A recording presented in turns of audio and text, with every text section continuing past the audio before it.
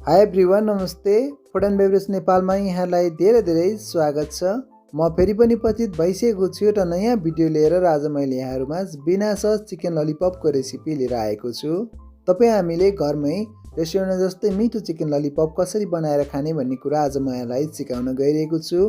भिडियोलाई अन्तिमसम्म नछुटाइकन हेर्नुहोला। यदि हजुरहरू मेरो च्यानलमा नयाँ हुनुहुन्छ भने प्लिज मेरो च्यानललाई सब्सक्राइब गरिदिनु होला र नयाँ भिडियोको नोटिफिकेसन पाउनको लागि सँगै आउने बेललाई प्रेस गरेर अलमा प्रेस गरिदिनु होला। सर्वप्रथम चिकन ललिपप बनाउनको लागि हामीलाई चिकन विङ्सको आवश्यकता पर्छ र यहाँ हामीले 4-5 पिस चिकन विङ्सलाई लिएका छौँ। यहाँ चाहिँ हामीले अलिक ठुला विङ्सलाई लिएका छौँ। हजुरहरूले ललिपप बनाउनको लागि साना अथवा ठुला जत्रा लिनु भए पनि हुन्छ। सुरुमा चाहिँ यहाँलाई हामी विङ्सबाट ललिपप बनाउने तरिका सिकाउन गइरहेका छौँ। यहाँ हामीले एउटा पखेटा लियौँ र यसलाई यसरी समातेर हामीले भाँच्नुपर्छ। यो भाँच्दाखेरि चाहिँ यसको बिचको हड्डी आफै खुस्किन्छ र यस्तो हुन्छ। पखेटाको माथिल्लो जोड्नीको भागलाई पनि हामीले अघिको जस्तै गरी भाँच्ने। यसरी भाँचिसकेपछि यसबाट चाहिँ हामीले 2वटा ललिपप बनाउन सकिन्छ र यसलाई हामीले यसरी बिचमा अघि हामीले भाँचेको ठाउँमा काट्नुपर्छ र यो टुक्रा चाहिँ हाम्रो लागि युजलेस हो। यसलाई चाहिँ हामी फाल्दिन्छौँ। अब चाहिँ हामीले यसको बिचको हड्डीलाई समातेर बाहिरी भागको मासुलाई चाहिँ बिस्तारै फर्काउनुपर्छ। यसरी फर्काइसकेपछि हेर्नुहोस् त हाम्रो यस्तो ललिपप बन्छ। यसको माथिल्लो भागमा भएको 2वटा हड्डीको बिचबाट हामीले एउटा अम्लो हाल्ने र यसको एउटा सानो हड्डी हुन्छ जसलाई चाहिँ हामीले निकालेर फालिदिनुपर्छ। हेर्नुहोस् त यसलाई हामीले यसरी निकाल्यौँ। यसलाई पनि हामीले बिचको हड्डीमा समातेर बाहिरी भागको मासुलाई फर्काउनुपर्छ अहिलेको जस्तै। यहाँ चाहिँ हामीले ग्लोभ्स युज गरेका छैनौँ। यसको लागि एकदमै सरी चाहन्छौँ किनभने हामीलाई यो विङ्सबाट ललिपप बनाउनको लागि चाहिँ ग्लोभ्स लगाएर अप्ठ्यारो हुने भएको कारणले गर्दा यहाँ हामीले ग्लोभ्स युज गरेका छैनौँ। सायदै हजुरहरूले बुझिदिनुहुन्छ भन्ने मैले आशा पनि गरेको छु। यहाँ हामीले लिएका सबै विङ्सबाट चाहिँ यसरी ललिपप बनाइसकेका छौँ र यी चाहिँ कुनै ठुला छन् कुनै साना छन् किनभने अघि नै हजुरहरूले देखिसक्नु भएको छ विङ्सको तलपट्टिको भागका चाहिँ ठुला हुन्छन् र माथिल्लोपट्टि भागका चाहिँ साना हुन्छन्। अब चाहिँ हामी यसलाई बनाउन गइरहेका छौँ जसका लागि हामीले एउटा बाउल ल्याउँ र यो बाउलमा चाहिँ हामी मैदा राख्छौँ। सुरुमा चाहिँ हामीले 2 चम्चा मैदालाई राख्यौँ। मैदा सँगसँगै हामीले 2 चम्चा कर्नफ्लोरलाई पनि राख्छौँ।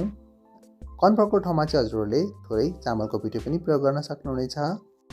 यहाँ हामीले अरू 1 चम्च मैदा फेरि राख्यौँ र अब हामी यसमा थोरै नुन राख्छौँ। नुन हजुरहरूले आफ्नो स्वादअनुसार राख्नुहोला। त्यसै गरी यहाँ हामीले थोरै ब्ल्याक पेपर लिएका छौँ, मरिचको धुलो। यो मरिचको धुलोको ठाउँमा चाहिँ हजुरहरूले रेड चिल्ली पाउडर पनि राख्न सक्नुहुनेछ। रेड चिल्ली पाउडरको भन्दा चाहिँ यसको टेस्ट एकदमै राम्रो आउँछ। त्यही भएकाले यहाँ चाहिँ हामीले ब्ल्याक पेपरलाई नै राखेका छौँ। त्यस्तै यहाँ हामीले 1 चम्च अदुवा लसुनको पेस्टलाई लिएका छौँ र यसलाई पनि राख्छौँ।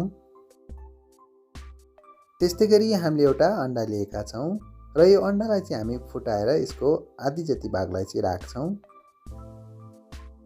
यति कुरा राखिसकेपछि हामीले यसलाई हल्का मोल्नुपर्छ र हल्का मोलिसकेपछि अब नि हामी यसमा थोरै पानी राख्न गइरहेका छौँ। पानी चाहिँ धेरै नराख्नुहोला। ब्याटर पातलो भयो भने चाहिँ हाम्रो ललिपपमा राम्रोसँग लाग्दैन। पानी राखिसकेपछि भने यसलाई हामीले एकदमै राम्रोसँग घोल्नुपर्छ र यहाँ हामीले घोलि पनि सकेका छौँ। हेर्न सक्नुहुन्छ हजुरहरू। हेर्नुहोस् त यतिको लरर भयो भने चाहिँ यो हाम्रो ललिपपमा राम्रोसँग लाग्छ। र अब हामी यहाँ अघि हामीले बनाएर राखेको ललिपपलाई यसमा राख्छौँ। यहाँ हामीले तयार गरेको सबै ललिपपलाई यसमा राख्यौँ र अब हामी यसलाई एकदमै राम्रोसँग मोल्छौँ। हजुरहरूले पनि यसलाई यसरी मोल्दाखेरि राम्रोसँग सबैतिर मसलाहरू लाग्ने गरी मोल्नुहोला। मोलिसकेपछि यसलाई हामी एउटा पोलिथिन ऱ्यापरले ऱ्याप गरेर राख्छौँ र यसलाई चाहिँ हामी लगभग 30 मिनट जति राख्छौँ। हजुरसँग समय छ भने 2 घन्टासम्म यसलाई मेरिनेट गरेर राख्न सक्नुहुनेछ। यहाँ चाहिँ हामीसँग खासै समय नभएको कारणले गर्दा यसलाई हामीले 30 मिनट मात्रै मेरिनेट गर्छौँ। यहाँ हामीले यसलाई मेरिनेट गरेर राखेको 30 मिनट भइसकेको छ र अब हामी यसको कभरलाई खोल्छौँ।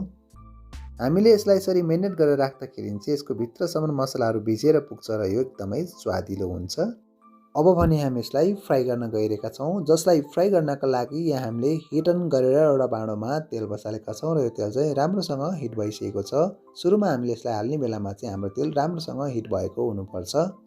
हामीले यसलाई डिप फ्राई गर्नुपर्ने भएकोले तेल चाहिँ हामीले यो डुब्ने गरी राख्नुपर्छ अथवा हजुरहरूले थोरै गरेर पनि यसलाई फ्राई गर्न सक्नुहुनेछ।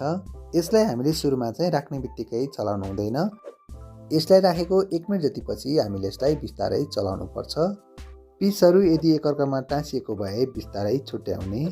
यसमा चाहिँ हामीले कुनै पनि कलर युज गरेका छैनौँ। यदि हजुरहरूलाई चाहिँ कलर राखेको मनपर्छ भने ओरेन्ज अथवा रेड फुड कलर हजुरहरूले थोरै राख्न सक्नुहुनेछ।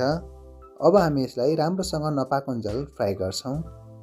यहाँ हामीले ललिपपको चिकनलाई राम्रोसँग फ्राई गरिसकेका छौँ। हजुरले यहाँ देख्न सक्नुहुन्छ यो चाहिँ एकदमै राम्रोसँग फ्राई भइसकेको छ। अब चाहिँ हामी यसलाई तेलबाट तारेर निकाल्छौँ। यति गरिसकेपछि हाम्रो चिकन ललिपप पूर्ण रूपमा सर्भ गर्नको लागि तयार हुन्छ। यो चाहिँ एकदमै क्रिस्पी बनेको छ। हजुरहरूले देखेर पनि थाहा पाइसक्नु भएको छ होला।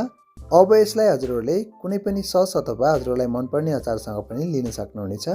हजुरहरूले पनि यस्तै गरी घरमा चिकन ललिपप बनाएर खानुहोला र कस्तो हुन्छ कमेन्ट बक्समा आएर कमेन्ट पनि गरिदिनु होला। यहाँहरूको अमूल्य समय खर्चेर हाम्रो भिडियो हेरिदिनु भएकोमा धेरै धेरै धन्यवाद।